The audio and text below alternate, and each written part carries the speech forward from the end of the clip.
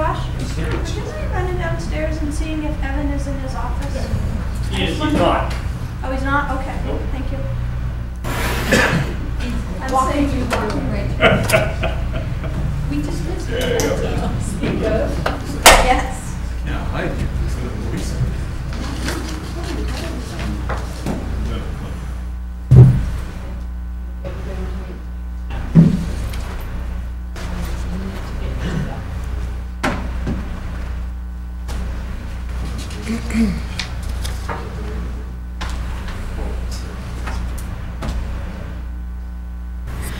Good evening, everyone.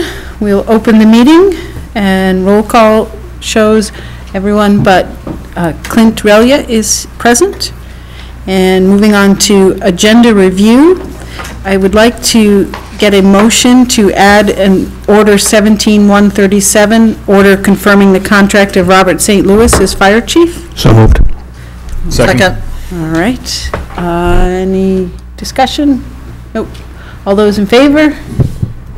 Passes unanimously. Thank you very much. We'll take it up at the end of new business. Moving on to presentations. Sophie? So, we are going to try something a little new tonight. Uh-oh. Well, it's something that... I'm nervous now. See all these guys. It's something that is done in other communities. But I wanted to take just a few minutes to recognize some changes in the police department. And I'm going to hand it over to Josh, and then when Josh is done, Rob Bjerksa is going to tell us about some changes in the Public Works Department, very briefly. Hello there, Josh Ewing, Police Chief. I want to give you a little background before the presentation that kind of describes the structure of the police department for anybody that might not be familiar with it. We have 15 members, and of those 15, 8 are patrol officers. So those patrol officers cover all the shifts, 7 days a week, 24 hours a day, 365 days a year. And those are varying shifts that they rotate through. Most of those shifts throughout the week are supervised by a sergeant directly that patrols with them, of which we have 3 sergeants. That provides pretty much the coverage for the town as far as emergency response, service to the town, law enforcement. In addition to them, we have a school resource officer that's in the school Monday through Friday, and then a detective that generally works Monday through Friday, but can be called out and can work rotating shifts as well. So the supervisors, the sergeants during the day and during the evening, supervise those patrol officers. The kind of the wheel or the cog in the wheel right there that manages the operations of the department would be the captain. So the day-to-day operations, making sure that all those calls are being handled appropriately, that we're scheduling people properly, that all the members of the agency are being trained effectively, that falls upon the shoulders of the captain. And then me as the chief oversees kind of everything. The policy making, the accreditation, the captain and the chief both share and sort of the internal investigations side of things. So that the captain and the chief sort of mostly share the operations of the department day to day, but it's really on the shoulders of the captain. So with the passing of Scott Scripture, who was a very tenured, valuable, long-standing member of our agency, we lost quite a bit with his experience and his judgment and his who he was. So that obviously that slot needed to be filled. I'm very fortunate because in our agency we have great people doing all the different jobs. I'm very, very fortunate. So I wasn't going to go wrong in the selection of that captain. But we ran a small process, and in that process, then Sergeant Dan Merrill showed me that, and he has his whole career, that just his dedication to the town, his ability to handle the day-to-day things that were asked of him is top-notch.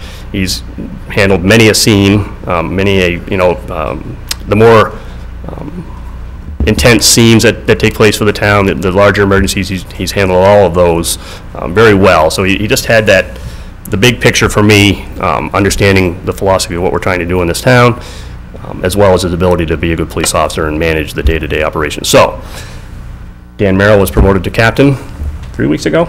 Yep. 3 weeks ago, and he's already smoothly fit into that role. Now, with the promotion of then Sergeant Merrill, that opened up a sergeant slot for us as well. And we had, again, I'm fortunate because any of the people that vied for that position could have done that position. But in this case, we ran a testing process that was a written test, an oral board, an interview, and then their training experience kind of came into play. And Officer Haas, Chase Haas, rose to the top very quickly in that process and set himself apart from even the other two. He has been with the agency 4 years. He had taken on a training role for a couple of years now. He's both as a department training in the areas of defensive tactics, but also in an individual basis as a field training officer for new officers. So I'm very happy tonight to announce that we have a new captain in Darren Merrill and a new sergeant in Chase Haas. So really this is for the public to understand that these are two new faces for them to recognize their roles as supervisors, and if there's any issues or concerns or compliments, please feel free to, if you see them, bring them up. Congratulations. Yes, congratulations. Thank you so much. Thank you. Great.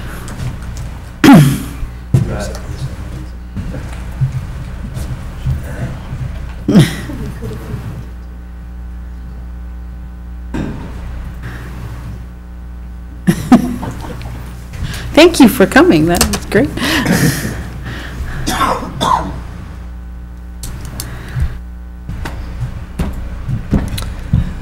Good evening, Rob Yerksel, Public Works Director. At the Public Works Department, our structure is not quite as robust as the police and fire department is, but we still have a similar structure where we have supervisors reporting to me who are in charge of different number of crews depending on how our tasks for the day are structured.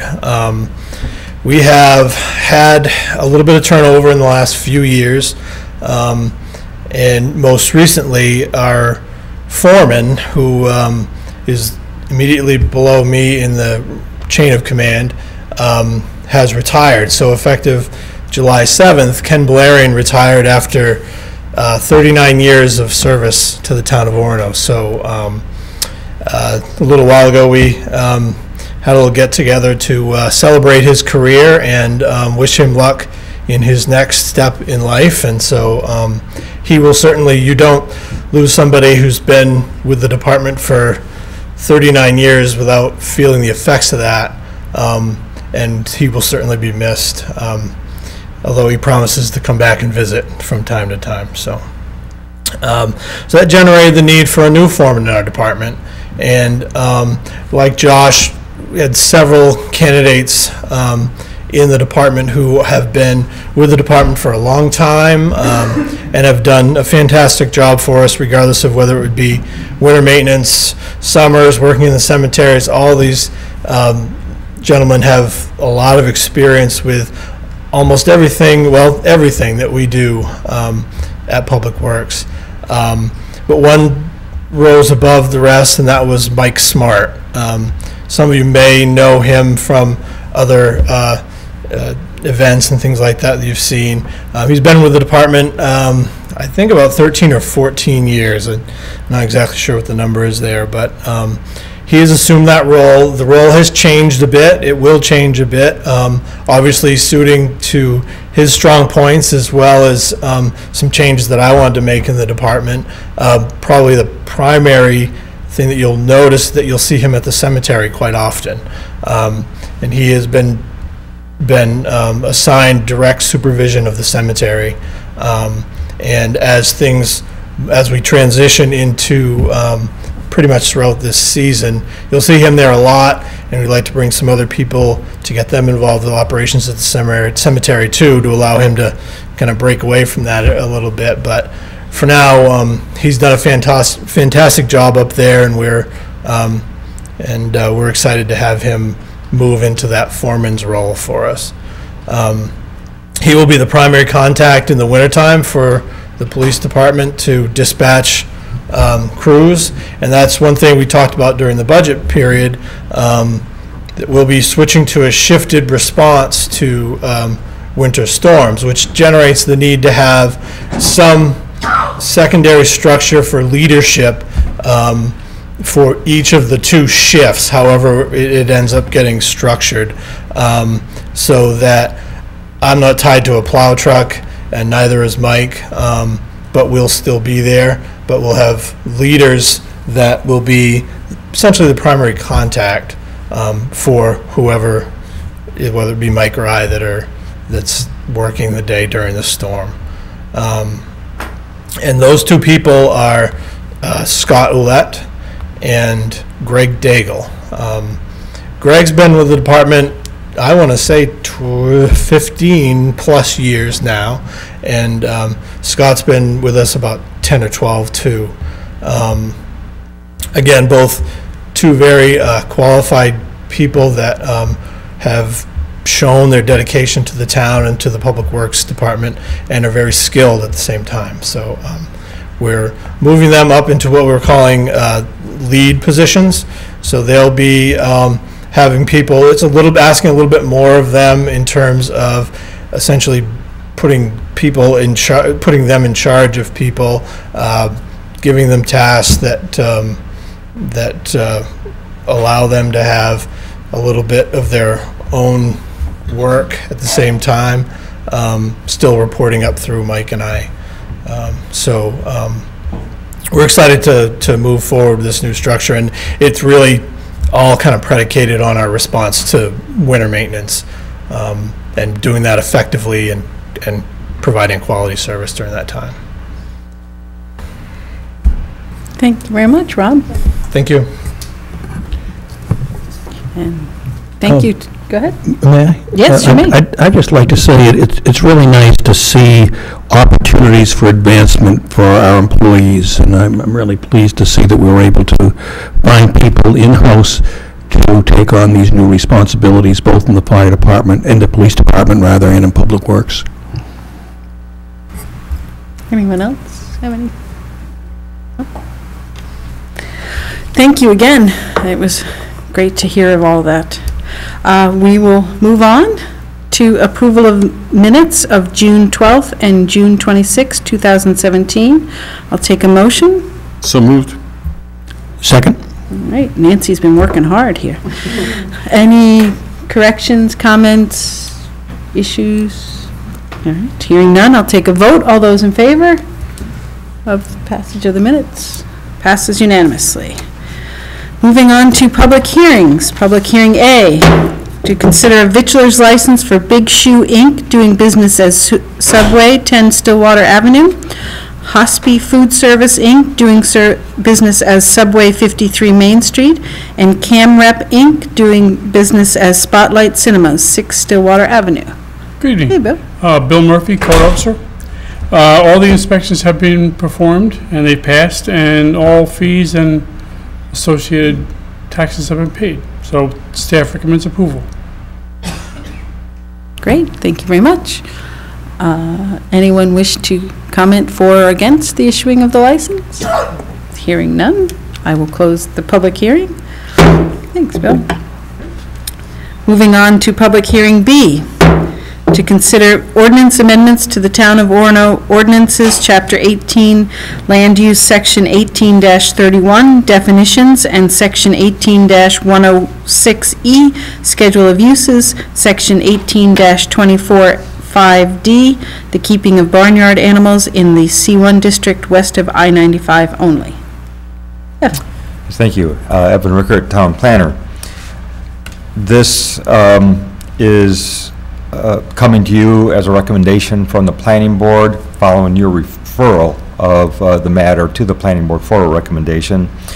It is a petition by Dr. Volk, the owner of Timberland Animal Hospital, just west of exit 193 of I-95, to amend the land use ordinance to allow the keeping of barnyard animals as pets, not as animals that are associated with the veterinary practice there.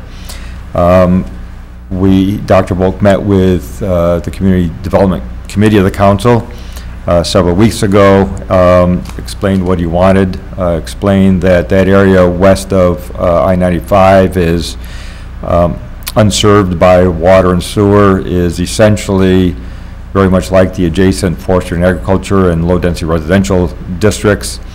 And there is a party associated with his practice that would like to keep some animals, horses, evidently.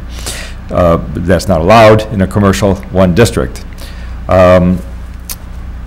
But the area west of I-95 acts more like a rural or low-density area at this point because of the lack of sewer and water, and there's no foreseeable opportunity to extend sewer and water. So it'll be that way for the foreseeable future. The planning board held a public hearing on June 21 and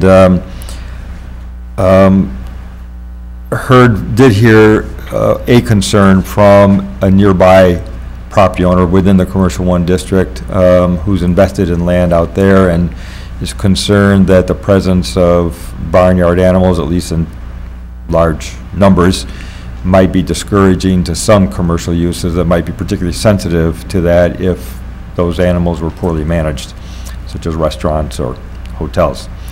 The planning board heard that concern, discussed it, as well as the proposal by the applicant who was represented at the meeting, and recommends moving ahead with this amendment to allow barnyard animals in the commercial 1 district west of I-95. Recall that this is a relatively small area west of I-95, primarily lots that are 10 acres or more, several smaller lots. But they believe that they're also recommending to incorporating a so-called density limit. Right now, the keeping of barnyard animals is allowed in many parts of town, including forestry and agriculture, low-density residential district, and even the medium-density residential district, as long as certain standards are met. There's a performance standards section of the ordinance relating to this. It says you got to have this much land area, it's got to be fencing, there's got to be this much distance between manure piles and waterways and so forth. So the planning board's comfortable with recommending extending that the right to have such animals in the C1 district west of I-95, but with the density limit. The medium density residential district already has such a density limit, which is 1 animal per net acre. Now, a barnyard animal can be anything from ducks and geese to horses and cows. And there are 2 ways to limit the numbers or the density of barnyard animals. One is simply to do what the town has done for the medium density residential district, say 1 barnyard animal per net acre or per some land area. Now, chickens is a different, you've dealt with them differently. But in general, that's a very conservative way to do it. The issue with it, I guess, would be that a duck is very different, needs very different from a horse or a cow. And so typically land use ordinances, if they regulate the numbers of the density of barnyard animals outside of farm situations, and there is no limit in the forest and agriculture district or the low density residential district for that matter. But if you want to do it, it's usually done based on what they call a measure called animal units. And animal units is based on size or weight of animals or classes of animals. So there are animals such as horses and cows and such that would be equal to 1 animal unit, and then medium-sized animals would be equal to 1/4 of an animal unit, and then small animals would be equal to 1/10 of an animal unit, for example. And then there's so many animal units, so that if you've got 10 net acres of land, you could have a flock of ducks, but you couldn't have a whole herd of cows. So the planning board recommends that you move ahead, but with a density limit that is fairly conservative. And following that, I went back and made some additional revisions to the ordinance proposal that that uses animal, the kind of a combined approach, a hybrid approach between animal units and that very conservative, just animal per net acre, given the planning board's wish to be fairly conservative in the commercial 1 district. And so you'll see in the proposed ordinance amendment a new definition for animal unit. We don't presently have such a definition. And then in the commercial 1 district, the standard in the medium density residential unit area is 1 barnyard animal per net acre. The net means you subtract out the required setback area, so, and all the areas are already developed on the lot. And what I've been proposed as part of this amendment is that the number of animals allowed will not exceed 1 animal unit per 2 net available acres,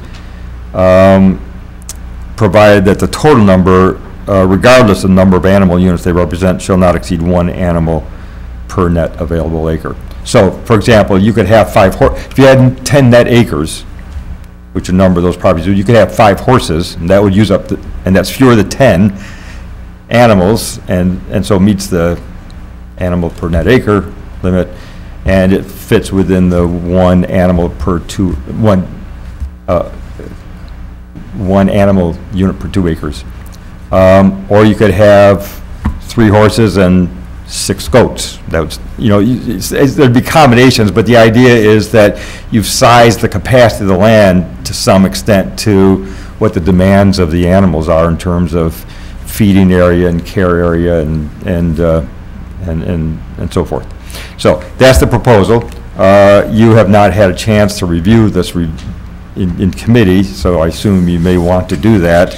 But I think this is consistent with what the planning board, they had a very good discussion, and I believe there should be some sort of density standard, which we've now incorporated.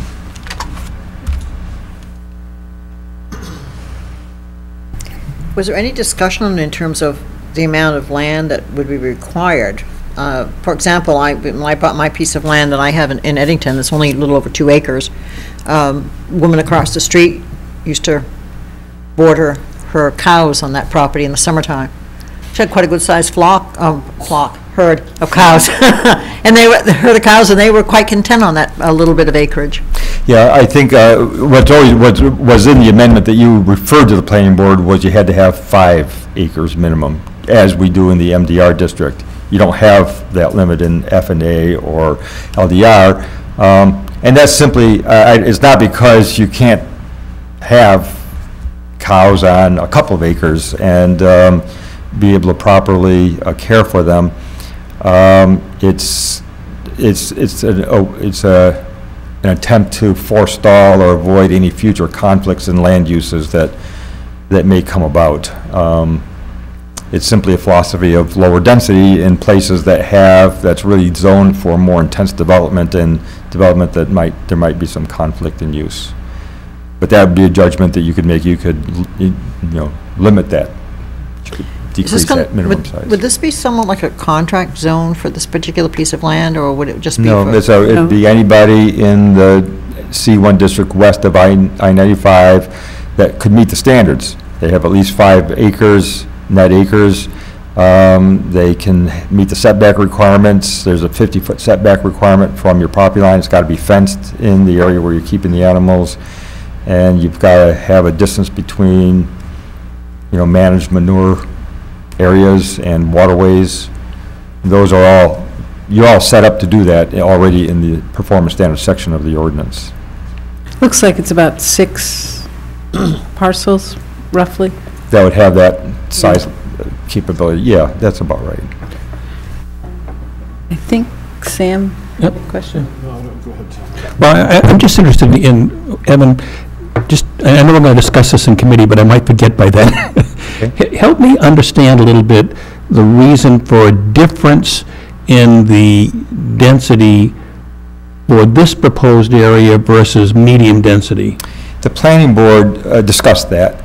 I think that they recognized the concern fairly eloquently expressed by the other property owner who owns one of the lots out there that's on a size, it's a pretty sizable lot, that's simply worried about the possibility that he wasn't at all concerned about Dr. Volk and his property, but the possibility that there might be some operations that would not be well managed, and what effect would that have on the viability of his investment in what's hopefully will someday be commercial activity. So how would that argument differ from a person living in the medium-density zone? I'm not sure it would, and in the end, I think the standard that we've arrived at is very similar to MDR. It's just that we've incorporated animal units because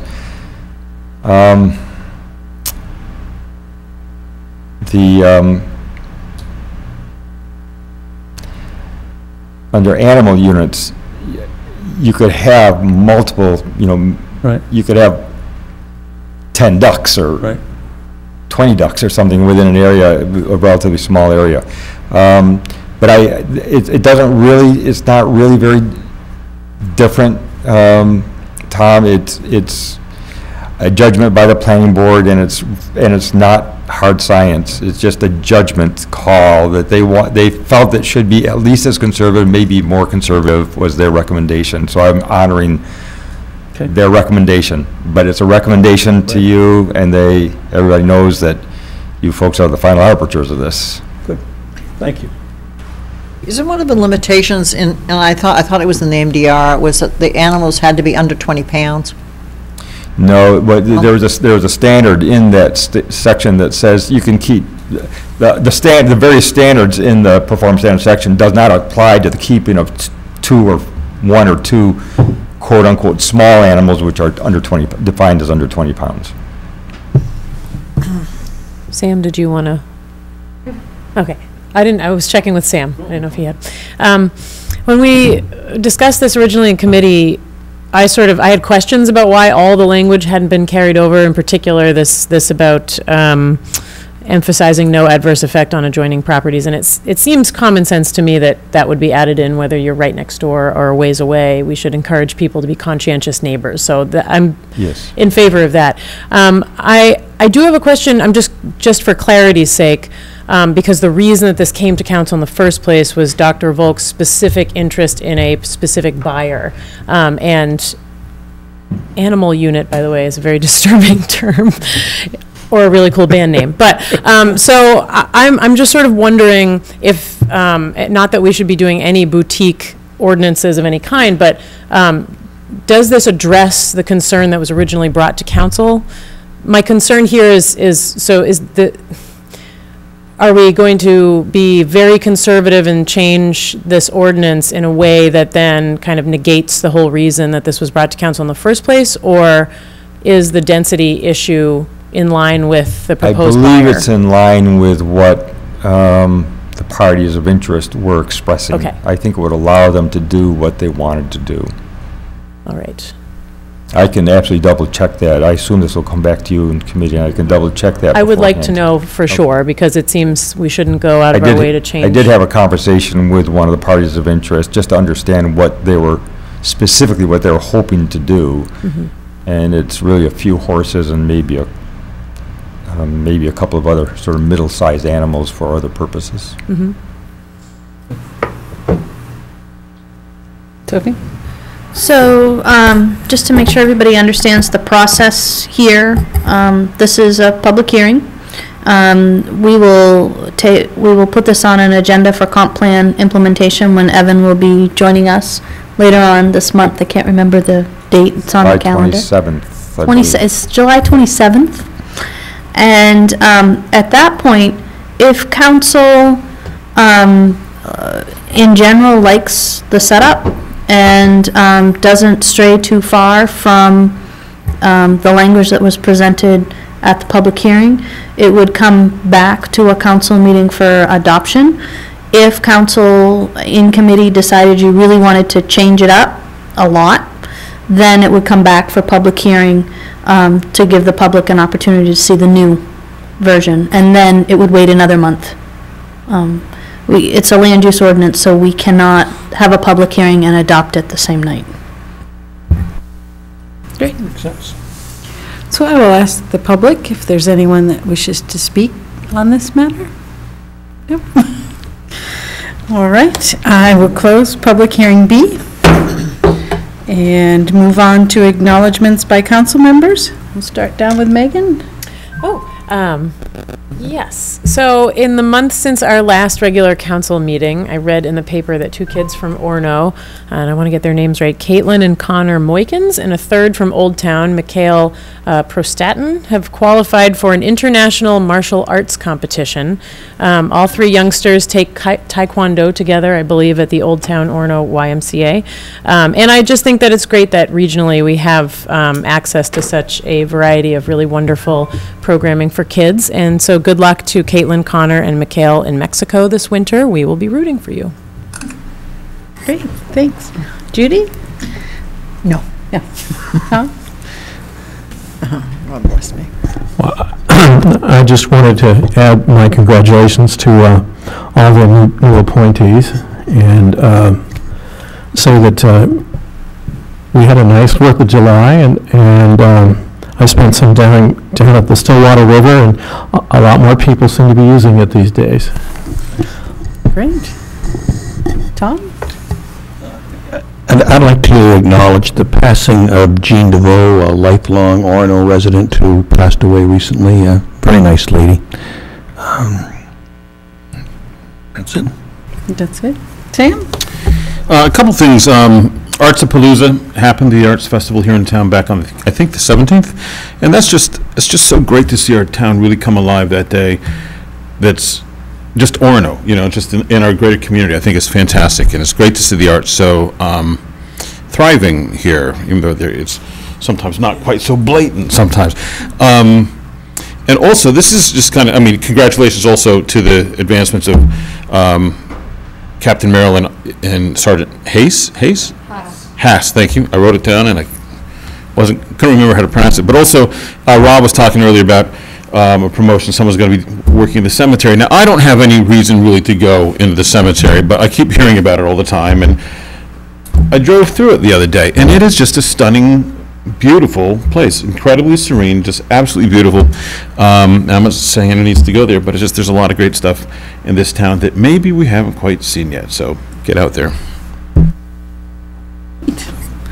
Thank you very much. It connects via the land trust trail along the river, Oh, what was that? It connects the cemetery via the land trust trail down along the river. Down on the river, yeah. So you can go, down the river and then go up, dip up into the cemetery. It's really lovely. It's the old part of the cemetery with the really old headstones. I drove through the old part. It's just amazing. Yeah. So yes, driving or walking. It's great. All right, well, we will move on. Rob, we were just gushing about the cemetery, so you missed it. All positive. All positive. Moving on to unfinished business. I don't believe we have any. Then item number 8, the consent agenda. I'll take a motion to move all the items on the consent agenda. Second. All right. And I will take a vote. All those in favor? Passes unanimously. Thank you. Moving on to new business, Order 17-126, order accepting the FY 2016 audited financial statements and independent audit report. I'll take a motion, please. Move. Move approval. Second. All right, Sophie's got highlights for us. So, I'm going to try to keep this brief, so if you have questions, please feel free to ask. Of course, I left my audit book at my desk. All right, Bella, she knows my shorthand. All right, so all municipalities are required by state law to have their financial statements audited by an independent and qualified certified public accountant each year. Last year, I think it's the 3rd year in a row, the council engaged the firm of Runyon Kirsten Ouellette out of Portland to conduct the audit of the financials. I just want to be very clear that the auditors work for council, they do not work for the town manager. So that report was given to council. So earlier this spring, Each counselor received copies of the audited financial statements and audit opinion. Council Finance Committee reviewed the audit and moved it forward for a final presentation and consideration of its acceptance at this meeting. The audit, which is a 58-page document, contains a wealth of information about the town's financial standing, activity, expenses, and revenues compared with previous year's activities, and assets and liabilities. And I would just add that the notes section on the back tells you an awful lot about our operations as well. The town received a clean audit, which means that there were no findings of significant deficiency, which is great. It detailed kind of the following items of interest. And out of 58 pages, for me to select 8, 9 tells you that this is a very high level. In total, the town has a net position of $17,588,931. This is the amount of the assets and deferred outflows of resources. This is the amount that the assets and deferred outflows of resources exceeded liabilities and deferred inflows of resources. This is reported on the basis of business type activities, which is sewer, which also sometimes is called the proprietary fund. There we go. Which has a net position of $5,736,740, and governmental activities, which is everything that's not sewer, which has a net position of $11,852,191. Net position is not available cash, as assets include capital assets, both depreciable and non-depreciable, prepaid expenses, and receivables, so not things that we can turn around and pay bills with. The net position decreased in both governmental activities and sewer from the prior year by $1,047,485, $887,791 for governmental activities, and $159,694 for sewer. I would just pause here to say that the bulk of the decrease on the governmental activity side has to do with bonds that we floated for construction purposes and used. The town reports a general fund balance of $9,062,747. This is broken down as $137,903,000 non-spendable, long-term receivable and prepaid expenses is what that would be. $1,065,616 as restricted, or for our purposes, those are TIF, tax increment financing dollars that can only be used for eligible program expenses. $5,318,251 are assigned, or funds set aside or reserved by council for a particular purpose. So these, the biggest piece of this is the $3 million that we received through the sale of 3 Godfrey Drive from the Orono Economic Development Corporation, which council has assigned to be held to repay the remaining bond debt that's outstanding on that parcel. And $2,541,574 is unassigned. And that's when we talk about fund balance, oftentimes that's what we mean, even though we're talking about a fraction of our fund balance. The audit also reports $75,049 remaining in the Public Works Facility Construction Fund at year end, as well as $460,703 in special revenues restricted by someone other than council for grants, library fund constructions, funds held by the Orono Public Library Board of Trustees, and perpetual care funds for the cemetery. At FY16 year end, the town of Orono had a total of $21,614,120 in outstanding bonds, compared to the $22,658,750 in FY15, which was a decrease of $1,044,630.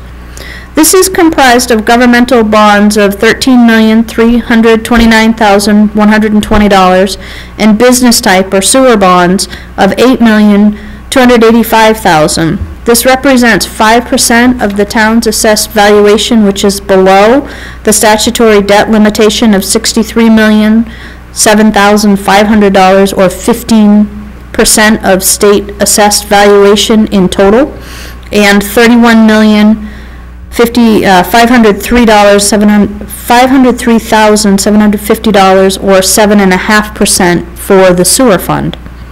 In addition, the town has capital lease payments scheduled from FY 2017 through FY 2021 totaling $329,890 in principal and $20,923 in interest.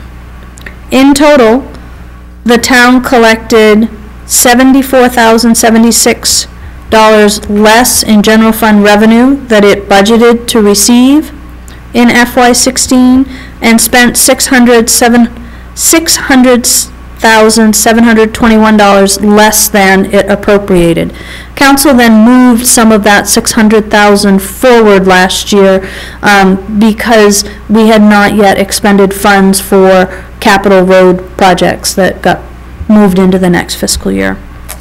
On a budgetary basis, the town had a decrease of $349,542 in fund balance, with $2,753,871 held in reserve. In actuality, when you look at the total unassigned fund balance at the end of the year, we increased $200,000 in unassigned fund balance.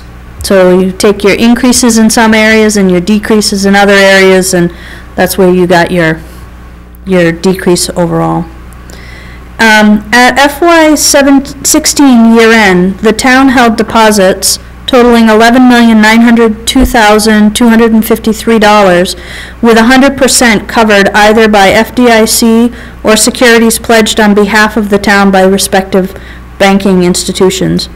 The town also held $333,581 in money market and mutual funds with a duration of less than 1 year as required by town policy.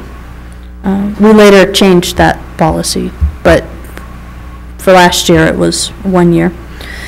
In FY16, the town assessed property taxes on $462,939,500 with $266,528 receivable at year end. So we committed just shy of $12 million worth of taxes and have a little over $250,000 that was still outstanding at year end. That equates to a collection rate of 97.64%. So we're still doing pretty well with that. So in the book that council actually got two books. You got the audited financial statements, which are public documents, and when accepted by council, will go up on the web so the world can see.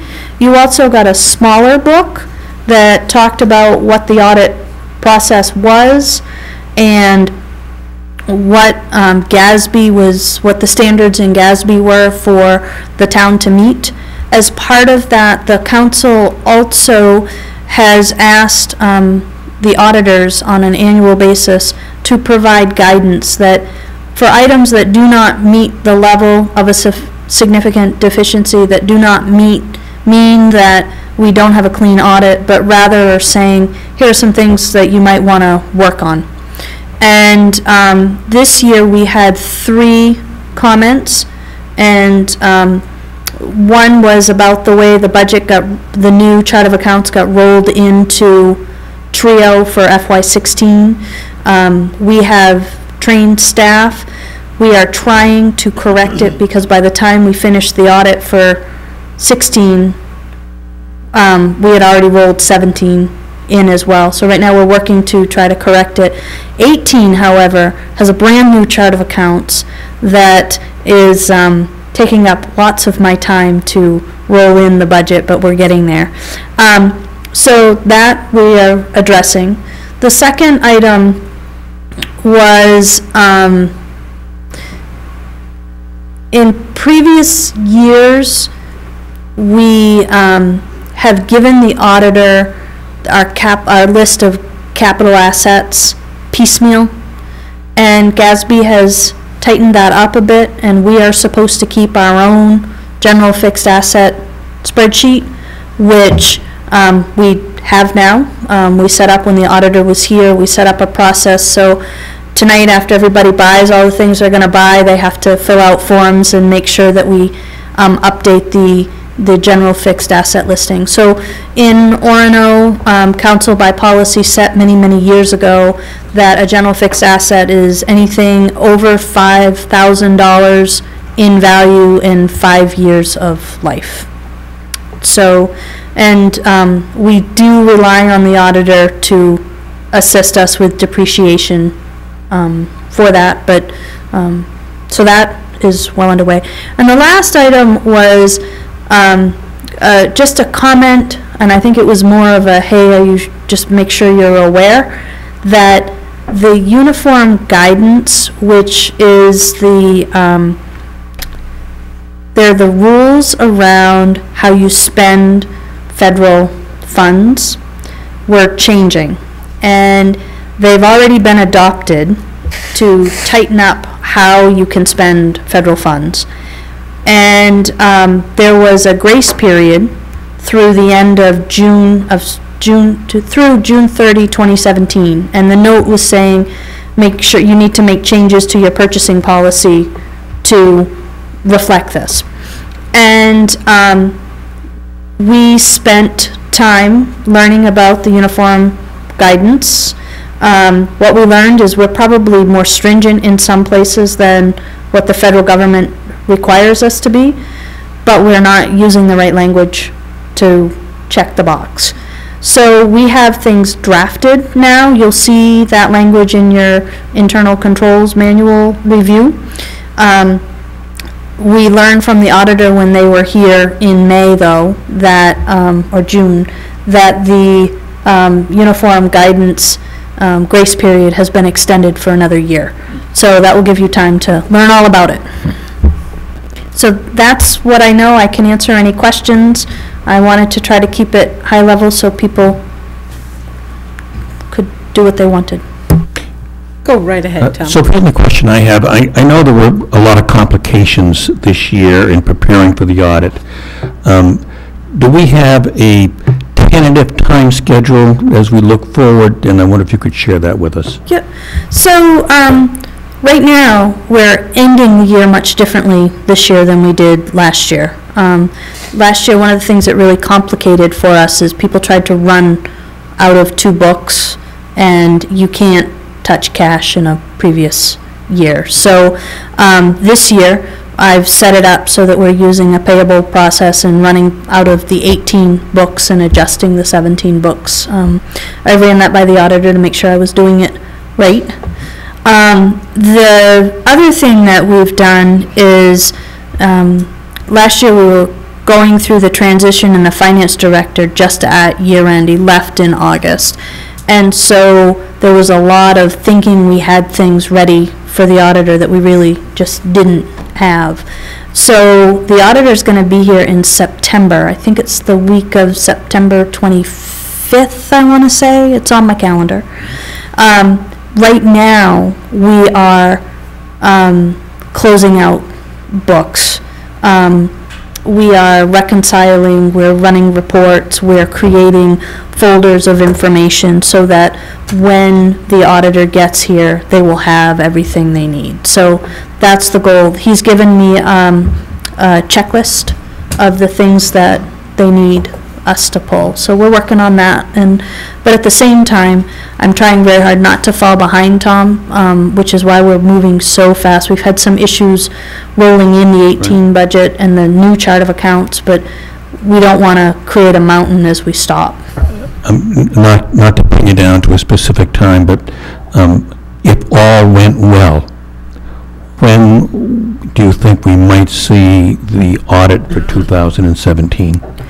If everything goes according to plan, they'll be here in September. I should have initial financial statements by the second or third week in October. It will take me about a week to turn around the management discussion and analysis, which is your highlights that are the first 8 pages of the audit. And from there, I think it's 2 or 3 weeks. So I would expect that you probably would have a draft right around year end. They want to get it off their plate before they have to do the comprehensive annual financial, the CAFRs for the bigger towns. That would be And yeah, that's the goal. Great. Anyone else have any questions for Sophie? Sophie, I had a quick question to test your knowledge.